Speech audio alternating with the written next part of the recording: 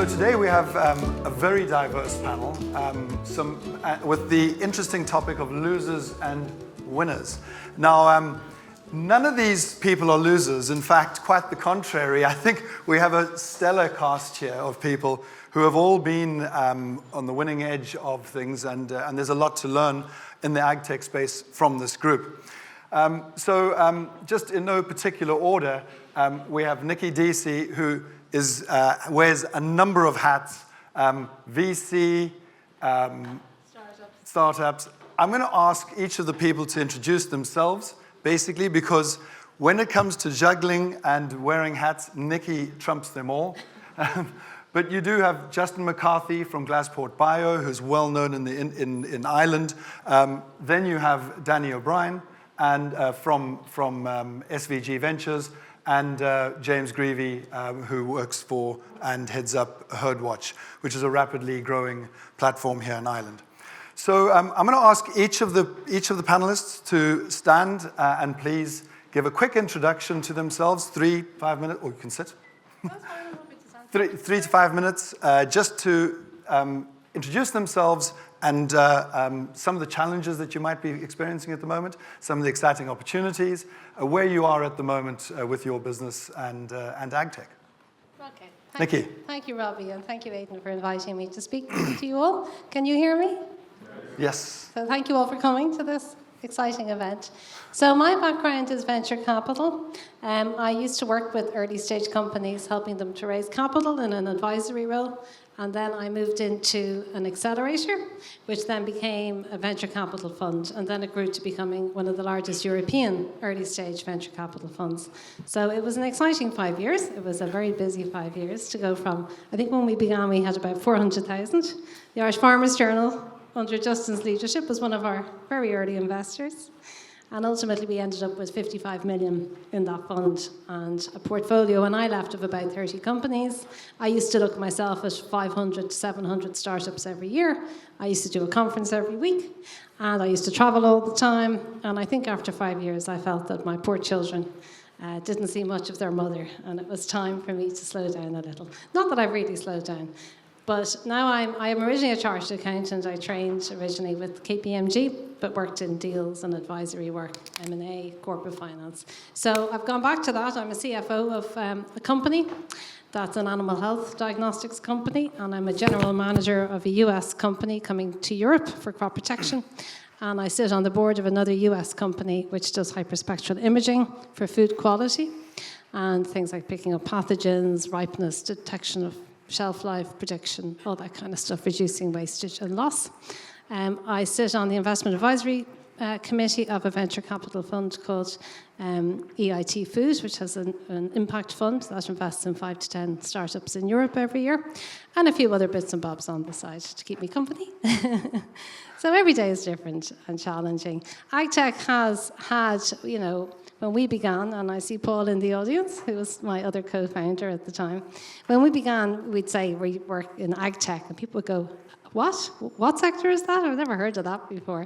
And then I went through this massive growth, and it was like the darling child of venture capital. And then I went through a horrible crash. It had a massive party, a terrible hangover. So now we're kind of, the hangover is gone, but, there's still a few vibrations in the room. So I guess that's the context of where we are today. So thank you, guys, and lovely to be here today. Thanks very much, Nicky. Good to have you. Justin. If I had known I was going after Nicky, I would have sat down the end because I feel awful inadequate after all that Nicky does. My name's Justin McCarthy. Ladies and gentlemen, my initial early background was in the meat processing industry.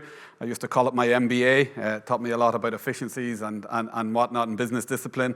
I then, by default, went into the Irish Farmers Journal, which is the largest selling agri-publication in Britain and Ireland, and spent 7 years as livestock editor and the last 10 years as CEO of the group and editor of the main publication, the Irish Farmers Journal. I suppose I describe it as my midlife crisis. I hope it's my midlife crisis because I decided to do it when I was 45. I'd taken over as CEO of the business at 32, 33, and I decided that I'm very passionate about food production and sustainability, But what was hugely, I fundamentally believe that one of the greatest policy failures of the last decade has been the belief that we could transition food production and decarbonize food production in the same way as we did energy and transport. And food is obviously very different. And this narrative that the way of achieving emission reduction targets in Ireland and in other developed parts of the world was reducing meat proteins and reducing dairy proteins, and that we were going to have all these alternatives in the same way as if that light comes on, we don't really care if it's renewable or if it's nuclear or whatever. Food is very, very different. And so I wanted to find a technology that supported the narrative and decoupled the narrative from numbers of cattle and the production of cattle to their emission footprint. And my real, I suppose, North Star is that we have to feed a rising world population, but it can't cost the earth. So how do we support producing food production in a way that actually reduces environmental footprint? And delighted to lead an investment into GlasPort Bio. GlasPort Bio was founded in 2018 by Professor Vincent O'Flaherty and Dr. Rory Friel. And effectively, what we have identified as a way to turn off methanogenesis, either in the rumen or in manure management. And I suppose, Robbie, we talked earlier and we described GlasPort as a biotech company. I actually see GlasPort as a biodigital company because, okay, our biological mode of action is to reduce methane on farms, particularly in manure management, is the technology we're commercializing at the minute.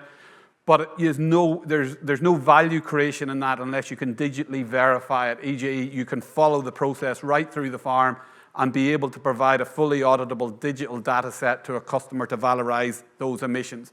So on one hand, we're a biological company in terms of developing the science. On the other hand, we're very much a digital company as well in terms of we provide a full MRV system. The farmer doesn't touch our technology on farms whatsoever. So that's our manure management technology. And then our feed additive business is currently going through development.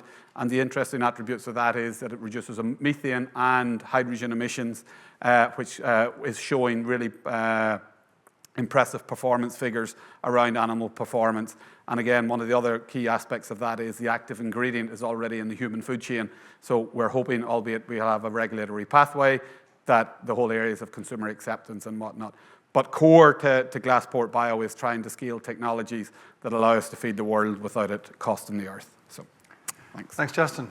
So we've moved from venture to biotech, digital tech, and now Danny, also back on the venture side, the venture platform. Maybe, Danny, can you also just explain what the difference between SVG and Thrive as well? Yeah, that's always a tough question. People get confused. First of all, thank you very much for inviting me, Aidan and Robbie, for hosting the panel. So I'm Danny O'Brien, the Managing Director of EMEA Global Programs at SVG Ventures and Thrive. To answer your question, what's the difference? SVG Ventures was started as a venture fund 15 years ago to invest in technology companies that quickly translated or evolved into investing in agri-food tech. And the funds evolved from general tech to purely on the agri-food tech side of things. What we did around the same time was start a corporate innovation program and an early accelerator program 14 years ago to help companies grow and scale, because growing and going to market in agri-food is very difficult, and helping companies have an ecosystem they can tap into, and we call that Thrive. And over the years, that's confused people of what's the difference between Thrive and SVG. So there's about 25 people on the Thrive team, and there's 5 of us on the SVG Ventures investment team. SVG Ventures today has 2 active funds, both $50 million US. One is headquartered in Canada, and one is in the US, but both invest globally. We've invested in over 100 companies over the years, in early stage, seed and Series A mostly. One of the funds is general technology across agri-food. One of them is a little bit more specific. It's a single LP limited partner in that fund, which is Kagome. They're a large tomato producer out of Japan, and we're looking for specific technologies that can help the productivity and sustainability within that value chain. And that can include carbon abatement, water usage, things like this. So a little bit of a different model to most venture funds, and we open up corporate partnerships, trials, and pilots with the technologies that we invest in. So it's a really nice offering to the companies that we invest in. So there are venture funds, and beyond the venture side of the business, we have about 50 corporate partners like Kagome, other big names across the ecosystem like Bayer, Corteva, BASF, Kubota, many other companies like that. And we help them navigate the startup landscape to find technologies that are relevant for them. They have vast challenges facing their businesses that they need to react to. They can't solve everything with R&D, so we help them find companies, interesting startups that can move the needle for them. So we do that every year, and then we have about 8 accelerator programs that we run each year and help those companies grow and scale and access the market. So that's a little bit about us. Been with the company 5.5 years and lead our European operations. So yeah, looking forward to getting into discussion today. Brilliant. Thanks, Danny. And then finally, James. James is I guess the only one on the panel who's close to the farmers. Basically, James, your software is scaling very quickly. Tell us a little bit about Herdwatch. Sure. Thank you, Robbie. Thank you for having me here. So my name is James Greevy. I wear a couple of hats, not as many as Nicky. Nope. I am the Director of Product and Marketing Strategy with Herdwatch. I'm a board member of Agritech Ireland, which is an industry group for agtech businesses operating within Ireland. And I'm also a dairy farmer as well, because I just like punishment. So Herdwatch, we are a software as a service business. So we serve 3 core verticals. We have farmers, which we're best known for, vets, and I suppose we have an enterprise vertical as well. So Herdwatch as a business was founded almost 15 years ago with the core purpose of helping farmers simplify and streamline how they manage their administration. And over that period of time, I suppose we've grown to a point, we're grown from what was a very, very simple application to I suppose, a complete livestock and farm management solution. So I suppose our claim to fame is that we've managed to convince over 22,000 farmers to convert from doing things on pen and paper to recording things digitally.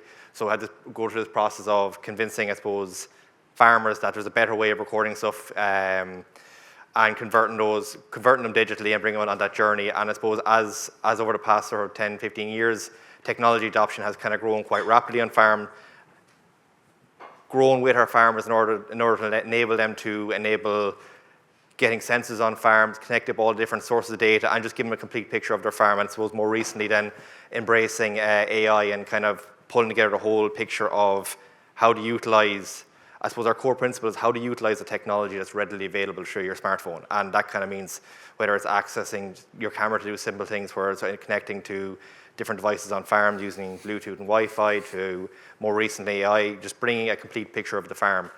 And I suppose as we've grown, and we would have grown initially out of a farmer-owned cooperative called FRS, which is a 40-year-old business today, a very traditional business that was founded to help farmers manage essentially relief milking.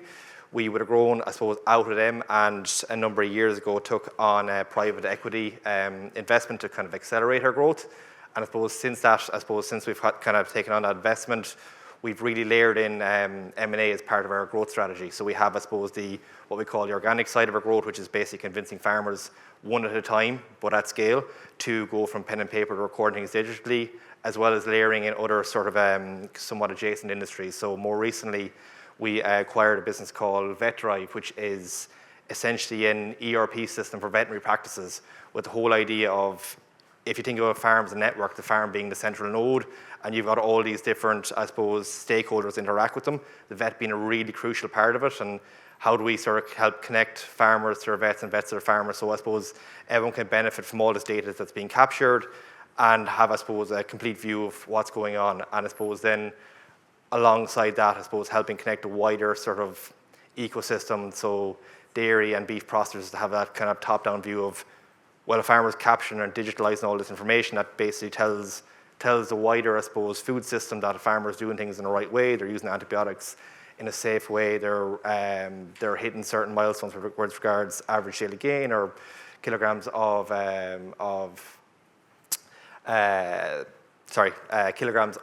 milk production per day. So it's kind of just giving that complete picture and sort of giving transparency on data and then enabling the wider industry to sort of utilize that data.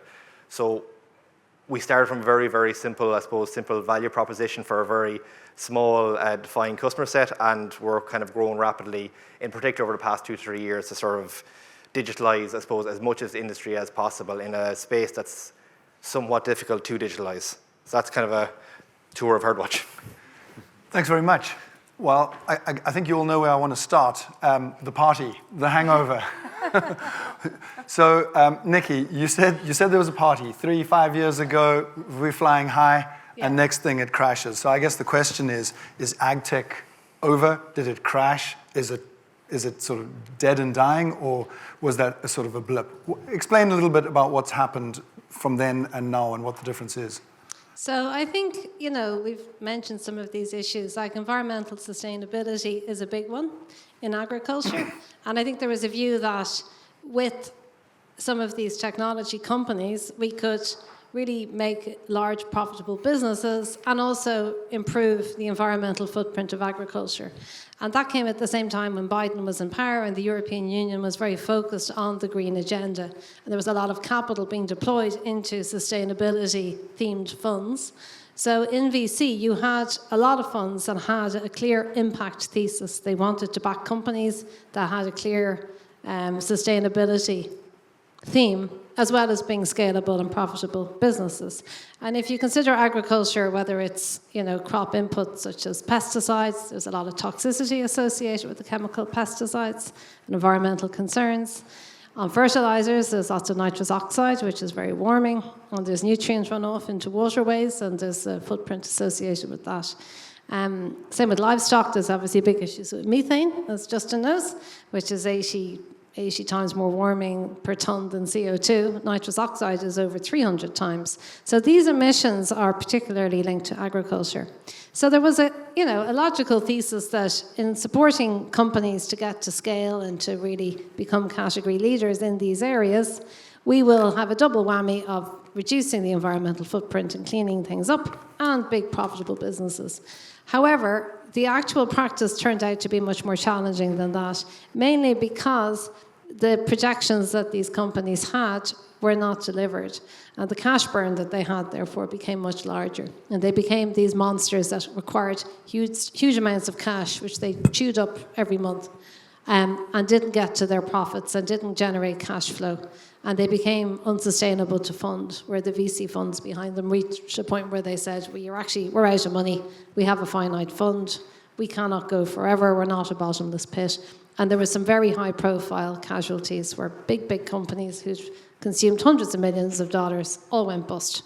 And that creates a huge ripple. It's like a tsunami or an earthquake. There's kind of a rippling out effect where a lot of people have lost a lot of money, and then this becomes like a sector with a big black mark, where people who are raising funds that should have been able to raise funds that have done okay have struggled to raise funds because the industry has become, from an investor perspective, difficult, a bad sector, etc. So we're coming out of that now where some funds are closing. Antara announced their new fund, their Fund 3, I think yesterday or the day before. So they're a big international fund. That's a high-profile Tier 1 Series A fund. So there is early signs of funds closing and getting back on their feet. But certainly the last few years has been very hard. And because the funds have struggled, the startups have struggled because the money hasn't been there to put in. So a couple of funds have been investing. Danny and SVG have been investing. But a lot of funds have really not been able to do new companies, only able to follow on with the existing ones. So yeah, it's hard. It's been tough for new companies to raise money. And so just briefly then, is it also about the companies themselves, the startups themselves, and how they're structured, how they do business?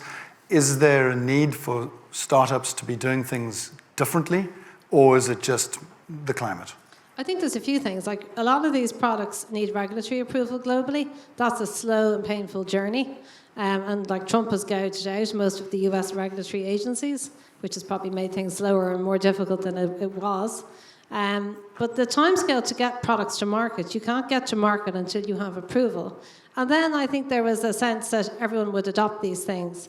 But often they were more expensive and maybe didn't work as well as chemicals that were cheaper and, had more proven efficacy. So farmers and, the industry is a low margin industry. It's not going to cover more expensive inputs and cut their profits from perhaps going from a small profit to a small loss to improve the environmental footprint of the farm, because no one's going to put themselves out of business to do the right thing. So unfortunately, the adoption and the uptake of a lot of these technologies turned out to be slower, lower, harder to get customers, lower prices, smaller volumes than what was expected. And that's really what created the burn. Danny, if I can also ask you just same question, but also within that, I think there were some of the startups or ventures were were more burnt than others. I think insects, indoor farming, vertical farming, those cultured meat. Are those failures, I guess, hiding some jewels?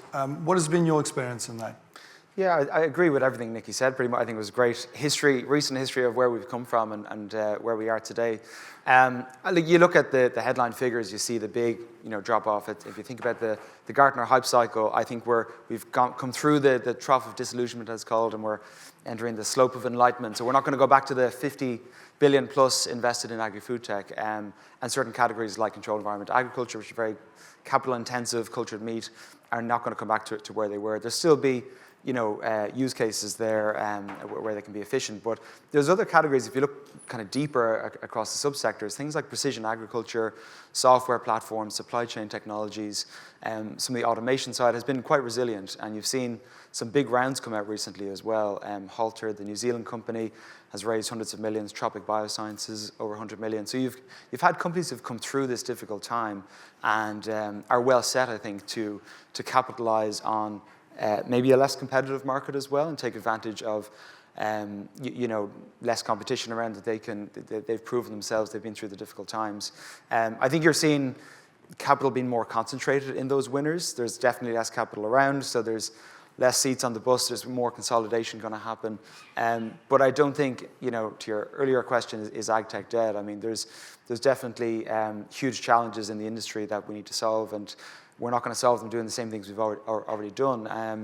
And then you've got, the topic on everyone's mind of AI, which is speeding everything up, whether it's route to market, product iteration cycles, optimizing what's currently there in terms of existing infrastructure. So I think it's a very exciting time to be building a company in this space and investing in this space as well, if you do have capital, because a lot of investors have been burned by losses, and we've had losses like every other VC in the space, companies that haven't made it.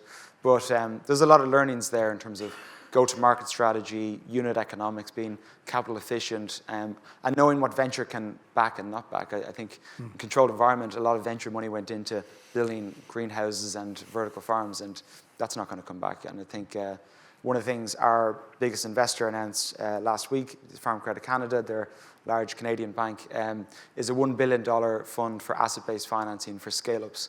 So to step in where venture taps out to help companies go and do manufacturing runs and things like that if they have existing off-takes. So I think things like that are very exciting for the future of agtech. I want to just change tack a little bit because Nicky, and bring Justin in here. Nicky, you mentioned some of the heat coming out of environmental, and then Justin, you sort of put together environmental with bio and digital all in the same package. And I think early on today, Tara McCarthy was talking about proof points and needing proof points to show what we've got.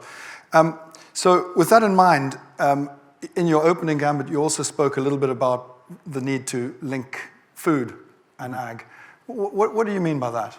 I'm just listening to Nicky and Danny, and I think it reinforces perhaps that the party you talk about, Nicky, it was driven by a view that, again, food could be decarbonised the same as energy. We can stop people eating dairy and beef. That installs the methane emissions, and we will do controlled environment farming, and we will change people's eating habits to something else. And it goes back to thinking that the solving of energy and transport was an engineering solution, and that we could adopt an engineering solution to food production. What always amazed me was people suddenly becoming thought leaders in food production with very little soil under their nails. They didn't understand that food is societal, it's cultural, it's religious, it's status. And that's why we're seeing today there'll be more beef and more dairy and more chicken and meat proteins consumed today than there was yesterday, and the same the following day and the following day, while the demand is increasing. So I think that's where it comes back to technologies that are aligned to actually real-world outcomes, not a new theory and a totally redesigning of food production. And what I mean by that, Robbie, is that technologies today that I think will be successful will be those that do not pitch environment and economics against each other. Sustainability is about doing more with less. Good business is about doing more with less. So Tara talked earlier about the chain, trying to push a chain or pull a chain. If you're pulling a chain and the farmer's pulling it at the other end, it's not going to go anywhere. But if you're both pulling the chain in the one direction, e.g. that your technology can deliver a farmer, like we do with the manure management technology, better nutrients in his fertilizer or in his slurry, reduced chemical fertilizer use, reduced odor, improved farm safety because of less hydrogen sulfide emissions, improved animal performance because of better air quality in sheds. And then you have the dividend of methane and the environmental. We have to remember, guys, methane is a gas that farmers cannot see or smell. So they are not going to be the ones that are going to lead the charge in terms of reducing it. The reduction of methane is a societal benefit. And in the same way as society supports the conversion of people from diesel engine cars into electric cars, society should support the decarbonisation of the food that they eat. But if you can do that in a way with a technology that also has the farmer pulling that chain that Tara referred to in the same direction as you, that's where you win. I think a lot of what Nicky and Danny spoke about earlier, they were trying to push the chain, to use Tara's analogy, in relation to they were trying to get consumers to change how they consume their meat protein. They didn't realize that actually farmers work on a very low margin. So if you put an energy-intensive, climate-controlled production model to replace what farmers are doing, it doesn't stack up economically. So I think, and again, I'm stealing Tara's analogy, I think technologies around that help us to produce food more efficiently and at a lower carbon footprint are the technologies that are going to actually scale. Because if you've just one gamut and it's about telling a farmer this reduces methane, that's only one person pulling the chain and somebody at the other end pulling it against you. You were talking a little bit there about scaling and farmers being the lowest cost or the lowest cost operators, lowest margin operators. James, you're someone who has to deal with farmers every day and you're at that point. I wonder, how do you scale? How does one keep these businesses scaling? You've matured a lot. The business has grown. But how do you ensure that you then take the next step? What models are needed for scaling with farm? Kind of, I suppose it's I've become very, very obsessed with Charlie Munger in later years. And you know that whole thing of never ever think about anything other than the incentive models. So it's like, well, what's the incentive for adopting a piece of technology? Well, I need to be getting some sort of benefit out of it. It needs to be benefiting fee. So like one of our core value propositions is we just save farmers time. Like, we just give them more time so they can go back, spend it farming or spend it with their family. And you know, like, how do you make sure you align all the incentives so that, okay, well, what's the problem I'm solving for the end customer? If the end customer is the farmer, then it's if I can't see or smell methane, then I need to see it somewhere else. I need to see it in animal production. I need to see it in reduced costs. So it's less fertilizer, less feed. It's making sure that you're solving a problem and they can see the evidence of that problem being solved, and then just, I suppose, rinse, dry, and repeat. It isn't really that complicated. It's just to make sure that you actually you're very, very clear in terms of here's the value proposition, here's how you're going to benefit, and making sure that you're kind of delivering that again and again. I suppose one of the areas I think we've really we've done probably a poor job in terms of like communicating sort of value of a lot of technologies is the fact that we keep referring to as the tech bit, because farmers don't care about tech. They just want a solution to a problem. Like, if you show me, oh, this is going to benefit you in whatever way, it's going to make you plow the field faster, it's going to save you X hours a week, it's going to get your cows back in calf, you know, on average 3 weeks earlier, which gets me this much more money in the tank next year. Those are all real tangible benefits. It's just knowing what the value proposition is for each person along that supply chain and making sure you communicate it effectively and then ultimately deliver on the promise. Are there any questions from the audience at this stage? If there are, it would be great to hear from you. Oh, no. Mary, we had a deal. We had a deal, Mary. You weren't asking any difficult questions. If you could bring the mic down here. Mary Shellman, I have no... Robbie's afraid now. No? It's great. Actually, I think it's a fascinating panel because I think we've all, we've looked at this and seen it, and a lot of the reasons articulated are very good. Farmers are hard to change. You can't tell people to eat differently, right? Capital is super expensive compared to nature. I guess my question actually right now is to James, because it's kind of thinking the next step ahead, because some of this, the real value from these technologies being applied is like you've got data at the farm and you have the data at the processor level at the same time, and how do we start bringing those things together? I follow a US-based company called FlowVision that actually puts technology in meat packing plants, including many in Ireland, that are measuring like efficiencies of cuts and things like that. Can you envision, James, how it might work if you took like Herdwatch data and then interacted with, FlowVision data? I suppose that's the kind of ultimate dream, that you can tie everything right back from the very, very start of production cycle to the very end, and feed it back, so that you can make the right starting decision to get to the end goal faster or better. It's both never been easier and never been more difficult to do that. I suppose that because of how AI is evolving so rapidly, the data layer, and in particular the data governance, is like the most critical piece of the whole supply chain now, and the data governance in particular, because it's so easy for someone. I think Nicky, your colleague, made a comment yesterday. It's so easy to spin up a software business now and generate stuff, which it is. And the problem is you can generate data, but unless you understand what the meaning of that data is, what it means in context, what the thresholds are of it, like it becomes destructive, not informative. So that's getting that piece right, and having, I suppose, essentially having a sort of an ontological view of the world in terms of these are all the different nodes. This is what each piece of data means. This is the threshold for how it you can make sense of it and interpret it, and then making sure then that the data can flow from the very end to the very start.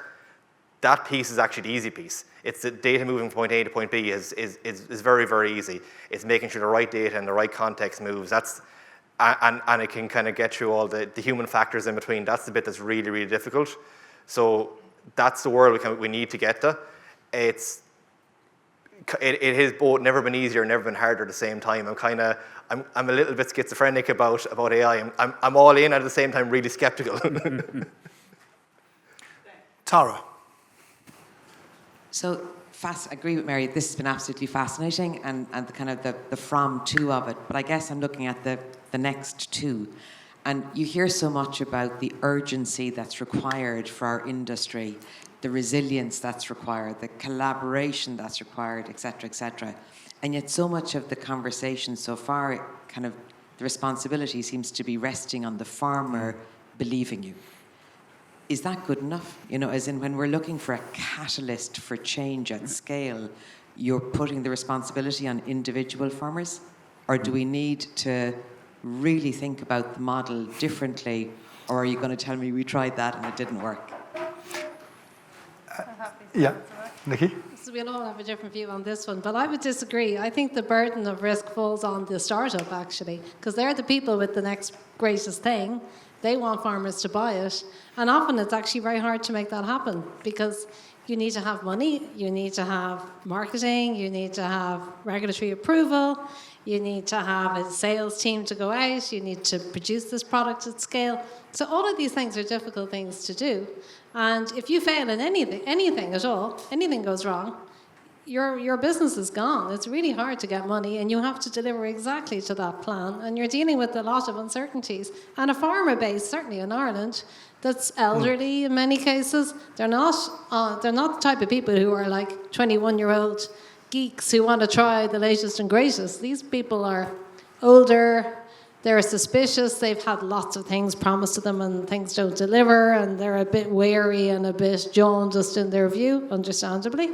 And they're on low margins, and they're not really wanting to risk their money on something that may or may not work. So that's understandable, but I think the burden of that actually lands on startups. And the environment isn't always very conducive to helping things be adopted. The regulatory environment the policy, you know, I mean, you were mentioning that, Justin, to expect farmers to pay for methane reduction doesn't make any sense. What's the financial incentive for them to do that? So Denmark is moving to that. They're introducing taxes on producers for methane, and if you're a good actor, you get money in, and if you're a bad actor, you have money going out. So the net is zero, but it moves people into, it's like a seesaw, you know, so you want to be on the good side of the seesaw, because otherwise if you're on the bad side, you're going to be funding the good guys. So. And I think, Tara, you mentioned that in your opening presentation, you were talking a little bit about needing government, but then I think I'd like to hear from Justin about how successful that's going in terms of scaling and blocking. And he wants to hear because he's already heard the answer. And an earlier discussion, very frustrating, Tara. To your point, we see targets, we see ambition, but we see no policy. And you made the point, Tara, without that policy lever, all of this falls away. And it is really frustrating. People give out, farmers aren't changing. Well, you can't expect a farmer to change if he's carrying all the risk. And I suppose, Robbie, we talked about this earlier. There is no common market in Europe when it comes to regulation, certainly as far as I can see, around the verification of emission technologies. You're having to go to every single member state, every single research institution, everybody's got their own Kringle visor or whatever, and you're having to rinse and repeat and rinse and repeat. And it is just hugely frustrating that, on the other hand, you see governments having all this ambition and targets, but they've no roadmap. They have no pathway to actually supporting the industry. We have a pathway in energy. We have a pathway in transport. The other big emission factor is food production, and we have no pathway. And I do think the industry is somewhat to blame in this, because we've allowed it to become a conversation around decarbonising agriculture, and that means the responsibility sits within the supply chain. It's the decarbonisation of all the food that we're going to eat today at lunchtime. The same way it's the decarbonisation of the cars or transport that we're all going to take to get back to our homes. So we need to broaden out that debate, and we need to see pace, and we need to see coordination across Europe in terms of the regulatory environment around. Because let's be clear, it's not that you want to take shortcuts, but when you've gone through the process in one country, it should carry across into the next. And that's what Europe was set up to do. And it is definitely, as far as I can see, when it comes to scaling of technologies with ambition that's science-backed, it is not happening in practice. Guys, lunch is coming up. I have one last question, 30 seconds each. We've got a lot of young people here. This is a young person's conference, and a lot of young talent coming in. Can you, each of you, tell us, or tell those young people, is ag tech a good bet for them as a career? And if so, how should they be getting in? Is it about targeting startups? Is it about targeting big companies that might have venture enterprises on the side? What is your one piece of advice to a young person in the audience who wants to get started? Can I start? Start this side. Thank you. Well, we used to have great parties in Agado. My advice is follow your dream. If you have a passion to set up a startup company and it's something you really want to do, I think you should always follow your dream. However, it's a tough world, and there's a lot of different things you'll need to get right. So putting good people around you who have experience, who've done this before, will greatly de-risk things and make your journey a lot easier. And best of luck with it. Justin. I wouldn't frame it under the banner of ag tech, Robbie, because I think a lot of things come in under. I think be inquisitive. Find out where the problem is before you think you've got a solution. So understand what you're trying to solve. I see so many companies out there think they know what the problem is, and they go and spend a lot of money on developing a product, and yet it's not actually solving the problem that actually is there. So I would say, before you jump and run, go and make sure you fully understand the problem that your technology or your idea is trying to solve. It will save you a lot of time and money in the long run. What I would say is, I've gone from managing a business and been CEO of a business that was 70 years old in an institution to a business that was 70 days old, and every day is a crisis. But it's fantastic. It's energizing, and it's ambitious, and it's growth. So I would certainly recommend it. But the first thing I would say is, make sure before you start out that you know the problem that you're trying to solve. Great advice. Danny? Yeah, for me, as I said earlier, I think it's a great time to be building in this space. I think we have technology available that we haven't had before. It's incredible, the pace of change. I'd probably building on Justin, I would say, find a niche and become an expert in that space. Farming is an aging industry, agriculture is an aging industry. So if you can become an expert in a niche and understand deeply both the problems but the solutions when it comes to technology, and become that advocate and expert in that space, and then build your network, you'll be useful to a lot of different companies. Because there's so many challenges, so much technology waves, if you can be an expert, you can kind of build from there. So that's what I'd say. James, are you hiring? Usually. And I'll give something probably a little bit more tactical. So I can tell you why I'm sitting here is one of my friends sent me a podcast with our CEO, Fabian. He's like, oh, that sounds really interesting. I just reached out on LinkedIn, we had a chat, and that's kind of sort of, I suppose, how my career has evolved. So all I'd say is if you're interested in something or a business, just reach out and start talking to them and say, look, anyway, get involved or be involved in the space and see what happens. Thanks very much, James, Danny, Justin, Nicky. Really appreciate it.